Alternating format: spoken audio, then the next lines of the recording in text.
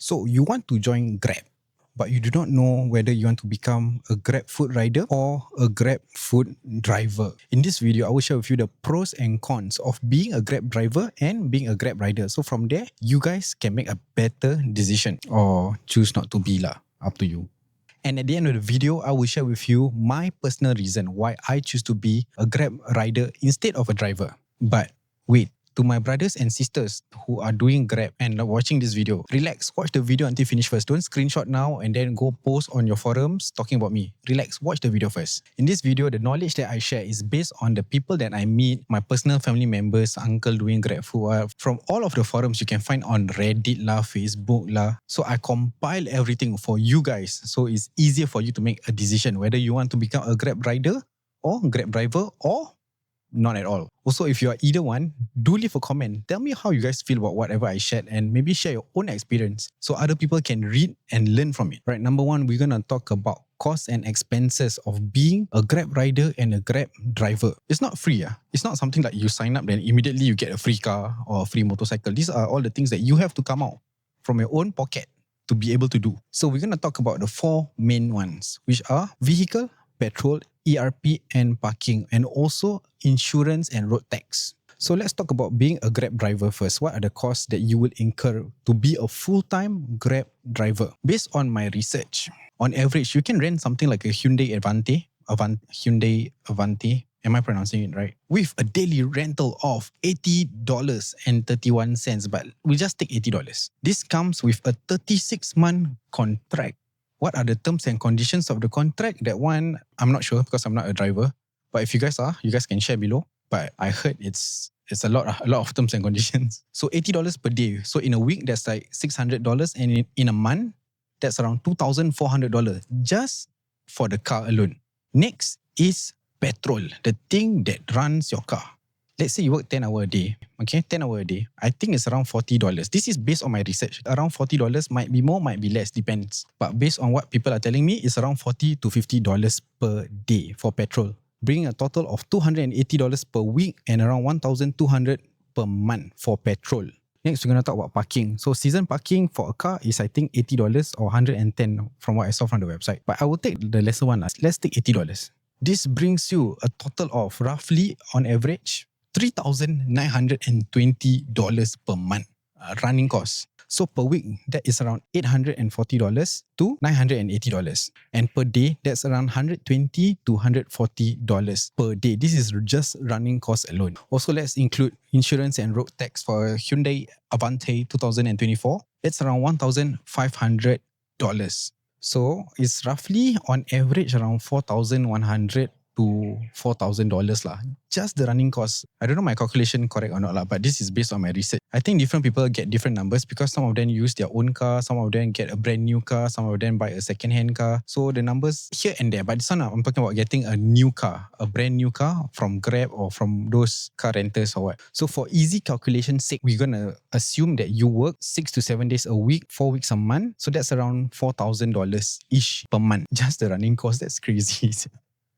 Okay, cars in Singapore are expensive, okay? So let's talk about Grab food. So this one, I will base on my own personal experience. I will tell you my expenses, my motorcycle, my petrol, whatnot. But for petrol, I know I'm staying in JB, but I will calculate it in Sing dollar because most of you guys are not staying in JB, okay? So I am riding the X-Max 250. I am paying around $250 per month for 4 years and I have a COE of like 8 years. For my petrol, I spend around $20 per day. For ERP, that's $20 per month. And for parking, even though I don't park in Singapore, I pay around $20 lah. Let's say if I were to stay in Singapore, the season parking is around $20. So the running cost of doing Grab food is around $28 to $30 per day. Per week, that is $196 and per month, that's around $784. It is less than 1 quarter. Also, this one I haven't included maintenance. I think for maintenance, we can just put it at $100 per month. So based on the costs and expenses and just the running cost alone. So for this point, costs and expenses, I would say being a Grab rider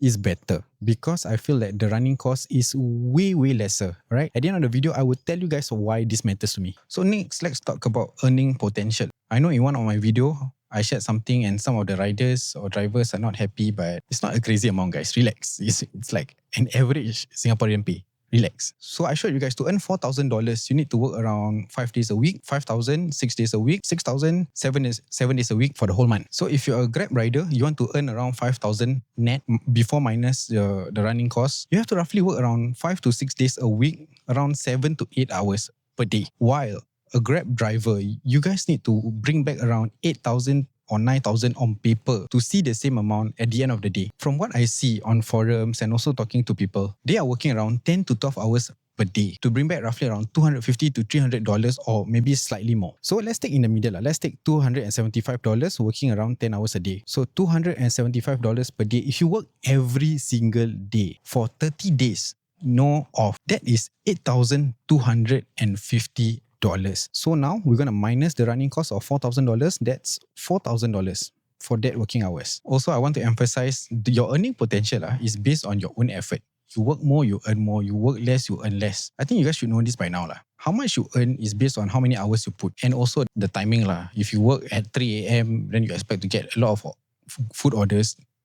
Not going to work. So find a schedule that fits you. Find a schedule that fits like your family or, after sending your kids to school or what. So different rider and different driver have different schedule. That's the beauty of it. All right, let's talk about the challenges and risk of being a Grab driver or rider. So for a Grab driver, what are the challenges you face? The number one thing that we all hate, traffic jam. I hate traffic jam. You hate traffic jam. Everybody hates traffic jam because it's a waste of time and money. Also, as a Grab driver, you meet different type of people, weird people. To me, it's kind of a pro because I like to meet people and all, talk to them, learn about them. But sometimes you meet like quite questionable type of people.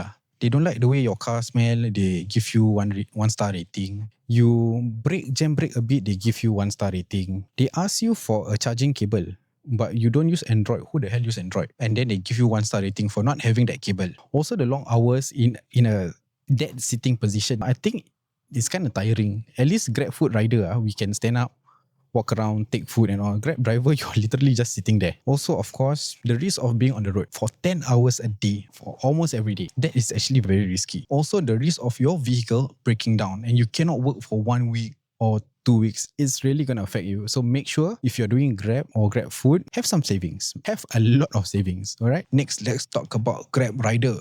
What are the risks and challenges of being a Grab rider? Actually, a lot. Number one, the weather. Sometimes it gets very hot. like guys, you have no idea. My hand and my body is two different tone already. It is so bloody hot at times. And also the opposite, when it's raining heavily, your phone can spoil, the roads are slippery, the orders you take, they give you paper bag that kena one drop of water, suddenly just break. I really hate paper bags. Especially when it's raining. It just breaks. Also, we face restaurant delays. Wingstop. Wingstop. Sometimes you need to wait 5-10 minutes. Still okay. 5-10 minutes not a problem. 10-15 minutes you get irritated a bit. But once in a blue moon, you will get a restaurant that make you wait for like 30 minutes to 1 hour. I've waited for 1 hour before. Very rarely, but it does happen. So this also affects your pay, It can make you go back home 1 hour later or earn lesser for that day. Also, being a Grab rider, it is very, very risky, guys. It is very, very risky. You are on a motorcycle for 7 to 8 hours a day, every day. It is risky. So my advice, buy loads and loads of insurance. Alright? Buy loads and loads of insurance. And also it gets pretty mundane. Like I say, if you're a Grab driver, you can at least talk to people. If you're a Grab rider, you find yourself talking to yourself a lot.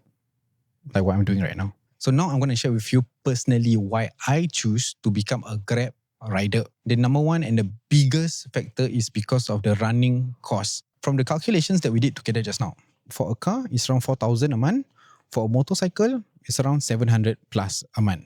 Why is there a big gap? It's because of the COE The COE for cars is crazy right now. Personally for me, I think we should have a special COE, especially for Grab drivers and taxi drivers. So with the lower running cost, it is actually less stressful, less pressure for me to take off or a long break. I could take a week off, 1 week of not working, no problem. I do not have to worry about the rent of my motorcycle. It's only $250 per month. But of course, being a Grab driver, there are the benefits, And the biggest one is you actually have a car that you can use. It is actually very convenient to have a car in Singapore. Easier for you to drive into Malaysia also. It is cold, it is comfortable, the aircon, you're not under the hot sun. Sometimes when I see Grab drivers at the traffic light, I look at the side, the Grab drivers just like lepak like that. I get jealous. And also it is safer lah. So if you're older, you're like 45 and above, slightly more fragile, maybe you want to consider being inside a car rather than being on a motorcycle. But hey, I've made friends with uncle 55 and above, 60 and above, still doing Grab food. So you make the decision. So which one would you choose if you were to join Grab? Or after hearing the running cost and all, you don't think it's a good idea? Comment down below what do you guys think. And if you guys are already doing Grab food, Grab car or Grab rider, comment down your experience so other people can read it and make a well-informed decision. Bye-bye.